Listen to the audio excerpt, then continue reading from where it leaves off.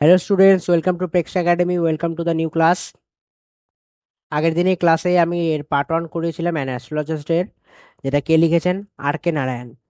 সেই সেই পার্ট 1 আমি কি করেছিলাম, তোমাদের কিছু ইম্পর্টেন্ট কোশ্চেন্স করেছিলাম এবং তোমাদেরকে বুঝিয়েছিলাম যে গল্পের ছোট শর্টে ব্রিফ করে দিয়েছিলাম যে কি আছে না আছে, আর তোমাদের বলেছিলাম অবশ্যই গল্পটা পড়ে দেন ক্লাসটি করবে। আজকে এই ক্লাসে আমরা কিছু কোশ্চেন করব, কিন্তু আমি আবারও তোমাদের বলছি যারা যারা ফার্স্টে পার্ট ওয়ানের ক্লাসটি করনি তারা অবশ্যই পার্ট ওয়ানের ক্লাসটি করবে, সেখান থেকে আগে বুঝবে, বোঝার পরে এই ক্লাসটি করবে। এই ক্লাসটি যদি তোমরা এখন চালু করো তাহলে তোমাদের একটু বুঝতে অসুবিধা হবে, ঠিক আছে? আগের ক্লাসে আমরা কি পড়েছিলাম? আগের ক্লাসে পড়েছিলাম জ্যোতিষীর সাথে যে গুরুনায়কের যে একটা সম্পর্ক, তাদের মধ্যে যে একটা ধোঁকা, যে গুরুনায়ককে কি করে ধোঁকা দেওয়া হয়েছিল, তাকে মারার কি করে মারার চেষ্টা করা হয়েছিল। সেখানে জ্যোতিষী তার ছদ্মবেশী রূপ ধারণ করেছে, সে বাজারের উপরে বিজনেস করতো, ব্যবসা করতো। এই ধরনের জিনিসগুলো আমরা ডিসকাস করেছি। আজকে আমরা দেখে নিই যে কি কি কোশ্চেন্স আমরা সলভ করবো, আর যেগুলো তোমাদের এক্সাম ওরিয়েন্টেড হিসাবে খুব ইম্পর্টেন্ট। ওকে, কোশ্চেন নাম্বার 1 দেখো কি বলেছে। What did the astrologer spread before him while sitting in the market? অর্থাৎ বাজারে বসে জ্যোতিষীর সামনে কি বিছিয়ে রাখতো? Option A newspaper, option B, a cloth with cowrie shells, option C, fruits, and option D, a wooden box. Right option is option B, cloth with cowrie shells. অর্থাৎ জ্যোতিষী তার সামনে একটি কাপড় বিছিয়ে রাখতো, সেখানে কিছু কাউরি, খাতা, অন্যান্য জিনিস রাখতো। এইসব সামগ্রী অ্যাকচুয়ালি কাস্টমারকে খুব অ্যাট্রাক্ট করতো, যে জ্যোতিষী তার মানে সত্যি রিয়েলিটি তার আছে, সেই ধরনের জিনিসে বিশ্বাসী।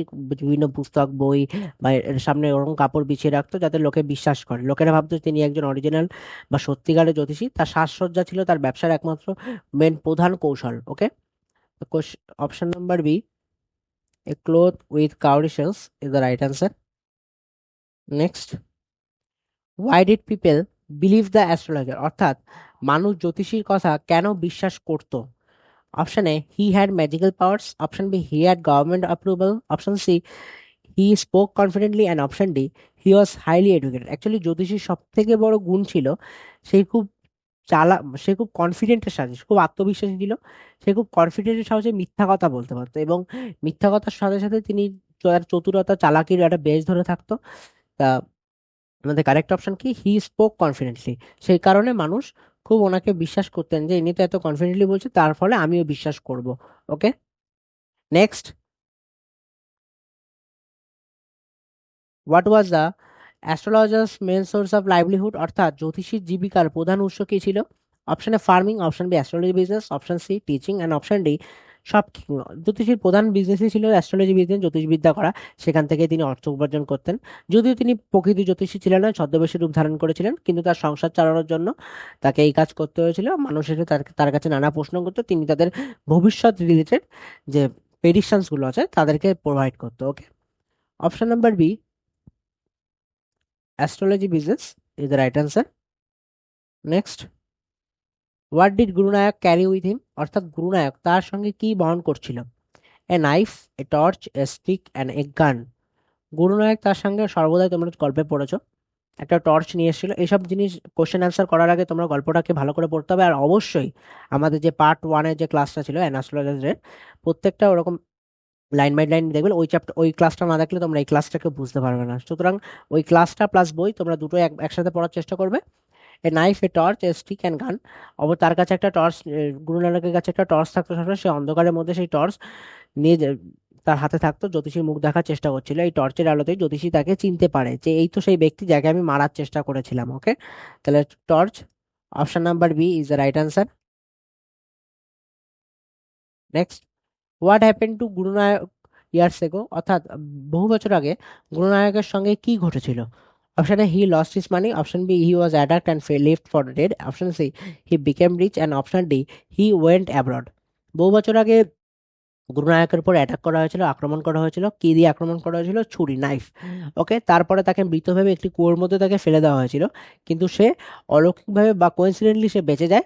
এই ঘটনা সে যখন জানতে পারে এবং যখন উপলব্ধি করতে পারে, তখন সে মনে ইচ্ছা জাগলো কি? প্রতিশোধ নেওয়ার, মানে রিভেঞ্জ নেওয়ার। ঠিক আছে, এটা তার পুরোপুরি পাস্ট লাইফের একটি ঘটনা। তাহলে কি হলো? Option number B, he was attacked and left for dead is the right answer. Next, what was the astrologer's reaction after meeting Gurunayak? অর্থাৎ গুরুনায়কের সঙ্গে দেখা হওয়ার পর জ্যোতিষীর প্রতিক্রিয়া কী ছিল? যখন গুরুনায়ককে জ্যোতিষী দেখলো, স্বাভাবিক তার মনে একটা ভয় কাজ করে যে এই তো সেই ব্যক্তি, এ বেঁচে গেল কি করে, তাই না? আমি তো একে মেরে ফেলেছিলাম, কিন্তু বেঁচে উঠলো কি করে, হঠাৎ করে কি হলো? তখন কি হলো option? Happiness, excitement, fear and nervousness and anger. অর্থাৎ কোনটা হলো option? Option number C, fear and nervousness, ভয় এবং জ্যোতিষী গুরুনায়ককে দেখে ভয় পেয়েছিল এবং বুঝতে পেরেছিল যে অতীতে যে পাস্ট লাইফে যে তিনি অপরাধ করেছেন সেটা তার সামনে হঠাৎ করে চলে এসেছে। তার মনে একটা আতঙ্ক সৃষ্টি হয়েছিল যে সে তাকে মেরে ফেলেছিল, কিন্তু সে আজকে বেঁচে গেল কি করে। ঠিক আছে, তাই সে অত্যন্ত সাবধানে কথা বলতে থাকলো তার সাথে। ঠিক আছে, option number C, fear and nervousness is the right answer. Next, which quality of the astrologer is highlighted in the story? অর্থাৎ গল্পে জ্যোতিষীর কোন গুণটি বিশেষভাবে তুলে ধরা হয়েছে? Honesty, intelligence, laziness, kindness. গল্পের সব থেকে বেশি জ্যোতিষীর চালাকিতা বা ইন্টেলিজেন্স আর বুদ্ধিমত্তার পরিচয় সব থেকে বেশি প্রকাশ পেয়েছে। সে পরিস্থিতি বুঝে দ্রুত সিদ্ধান্ত নিতে পারে, দ্রুত সিদ্ধান্ত নিতে, তার প্রেজেন্স অফ মাইন্ড খুব ভালো ছিল। গুরুনায়কের সঙ্গে কথোপকথনের সময় সে নিজের প্রাণ বাঁচানোর জন্য চতুরতার পরিচয় নিয়েছিল। তার বুদ্ধি ও উপস্থিত বুদ্ধিতে তাকে সেই বিপদ থেকে রক্ষা করেছিল। সেফ ফ্রম ডেঞ্জার, আমরা আগের ক্লাসে করেছিলাম। ঠিক আছে, next, why did the astrologer leave his village? অর্থাৎ জ্যোতিষী কেন তার গ্রাম ছেড়ে চলে এসেছিল? To earn money, to study, to escape after committing a crime, to get married. আমরা প্রত্যেকে জানি সেই গ্রাম থেকে কেন পালিয়ে এসেছিল। সে গ্রাম থেকে পালিয়ে এসেছিল বিকজ সে একটা ক্রাইম মানে হত্যা করার চেষ্টা করেছিল, কাকে? গুরুনায়ককে। সেজন্য তিনি গ্রাম ছেড়ে চলে এসেছিল। তিনি মনে করেছিলেন যে গুরুনায়ক মারা গেছে। পুলিশ ও গ্রামের লোকেদের ভয়ে সে অন্য শহরে আশ্রয় নিয়েছিল। অন্য শহরে সে কি কি ছদ্মবেশে আশ্রয় নিয়েছিল? আ স্ট্রোলজার, মানে জ্যোতিষী।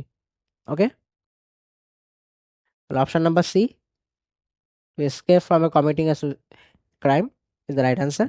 Next, what did the astrologer tell Guru Nayak about his enemy? অর্থাৎ জ্যোতিষী গুরুনায়ককে তার শত্রু সম্পর্কে কি বলেছিল? Option A, he lives nearby, option B, he became a saint, option B C, he died long ago, and option D, he went abroad. Option number C, he died long ago. অর্থাৎ জ্যোতিষী গুরুনায়ককে জানায় যে তার শত্রু অনেক আগেই মারা গেছে। এই কথা শুনে গুরুনায়ক তার প্রতিশোধ নেওয়ার যে ইচ্ছাটা সেটা আস্তে আস্তে একটু হ্রাস পেয়েছে, মানে কমে গেছে। অ্যাকচুয়ালি জ্যোতিষীরা ইচ্ছাকৃতভাবেই গুরুনায়ককে বলেছিল যে যাতে তার নিরাপত্তা বা যাতে সে সেফটি, সেফ ফিল করে, বিকজ সে যদি জানতে পেরে যাতে সেই লোকই, সেই জ্যোতিষী তাকে মারার চেষ্টা করেছিল, তাকে তখন তো সে প্রতিশোধ নেবে, রিভেঞ্জ নেবে। সেই কারণে তাকে কি বলেছে যে তোমার শত্রু অনেক আগেই মারা গেছে, হি died long ago. Okay, option number C is the right answer. Next, what kind of ending does the story have? অর্থাৎ গল্পটির সমাপ্তি কেমন ধরনের?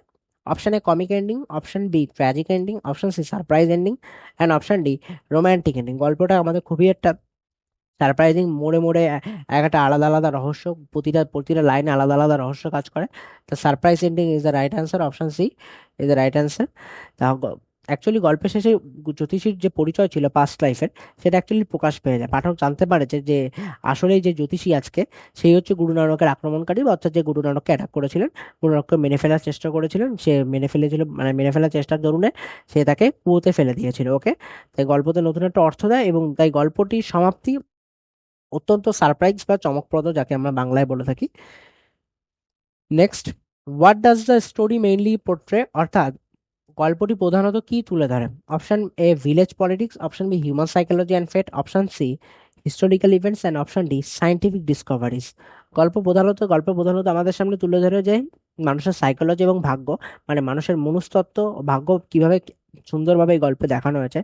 জ্যোতিষীর ভয়, তিনি যে অপরাধ করেছে, তাকে যে বাঁচার চেষ্টা, তিনি কি করে বাঁচছে, তিনি ওই গুরু নানককে কি ভুলভাল বুঝিয়েছিলেন, গুরু নানক সেটা বিশ্বাস করেছিলেন। এই যে ভাগ্যর খেলা আর হিউম্যান সাইকোলজি, মনুষ্যত্বের যে খেলা, মানুষের বুদ্ধির যে খেলা, সেটাই এই গল্পের প্রধান হিসেবে কাজ করেছে। ঠিক আছে, চরিত্রগুলি, এই যে গল্পের যে চরিত্রগুলি মানুষের আচরণ হিসেবে খুব প্রকাশ পেয়েছে। Option number B, human psychology and fate is the right answer. Next, how did the astrologer's wife react to his confession?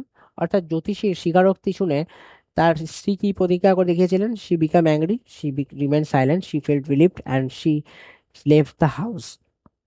Actually জ্যোতিষী যখন এই স্বীকারোক্তি করেছিল, তখন তার পাস্ট লাইফের বিষয়, তখন তার যে ওয়াইফ, স্ত্রী ছিলেন, সে খুব রিলিফ ফিল করেছিলেন, খুব স্বস্তি ফিল করেছিল, কারণ সে বলে যে গুরুনায়ক বেঁচে আছে, তাকে আর খুঁজবে না। এই কথা শুনে তার স্ত্রী অনুভব করে এবং বহুদিনের দুশ্চিন্তা যেন দূর হয়ে যায়। ওকে, যতদিন যে দুশ্চিন্তা একটা কাজ করতো সেই দুশ্চিন্তা এখন তাদের দুজনের মধ্যে আর কাজ করছে না। Next, which literary device is strongly used in the story, অর্থাৎ গল্পে কোন সাহিত্যিক কৌশলটি বিশেষভাবে ব্যবহৃত হয়েছে? Option A irony, option B hyperbole, option B C simile and option D allegory. গল্পের সব থেকে বেশি সাহিত্য কৌশল যেটা ব্যবহার হচ্ছে সেটাকে বলে আয়রানি, যাকে আমরা বলি বিদ্রূপাত্মক পরিস্থিতি। বিদ্রূপাত্মক, যাকে বাংলায় বলি বিদ্রূপাত্মক পরিস্থিতি তৈরি হয়েছে কারণ একজন ভুয়ো জ্যোতিষী বা একজন নকল যে ছদ্মবেশী জ্যোতিষী নিজের ভবিষ্যৎ নিয়ে সবচেয়ে বেশি যে ভীত ছিল, সে এখন লোকের প্রেডিকশন বা লোকের ফিউচার নিয়ে বলছে।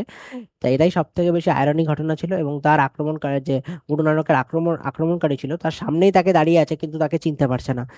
ঠিক আছে, কি ছিল গল্পটা সাহিত্যিক কৌশল হিসেবে? আয়রনি বা বিদ্রূপাত্মক। Question number 29, what was the astrologer's biggest secret, অর্থাৎ জ্যোতিষীর সবচেয়ে বড় গোপন বিষয়টি কি ছিল? Option A he was not married, option B he was once a criminal, option C he was very rich and option D he work for police.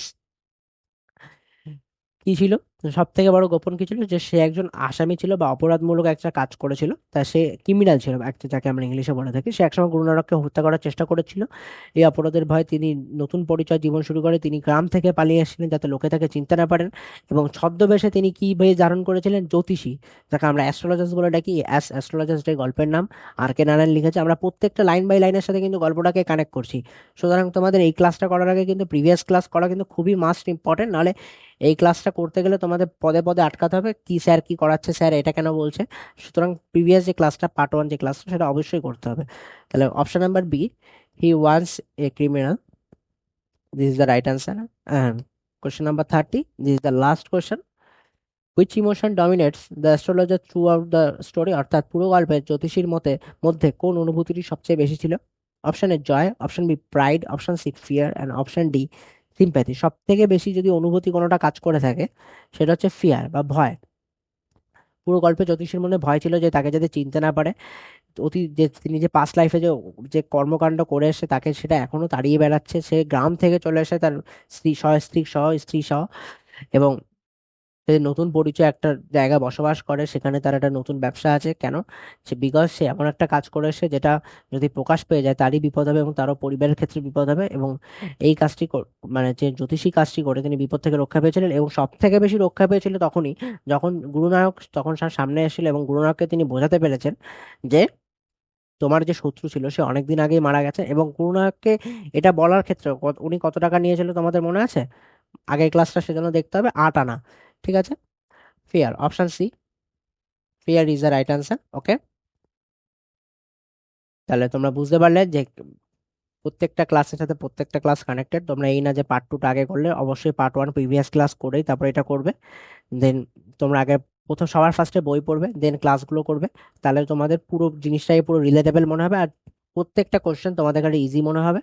ঠিক আছে, এই ধরনের কোশ্চেন আবার এই ধরনের প্র্যাকটিস শিট পেতে আমাদের চ্যানেলটি অবশ্যই ইউটিউব চ্যানেলটি সাবস্ক্রাইব করবে এবং ফেসবুক চ্যানেলটি ফলো করতে ভুলবে না কেউ।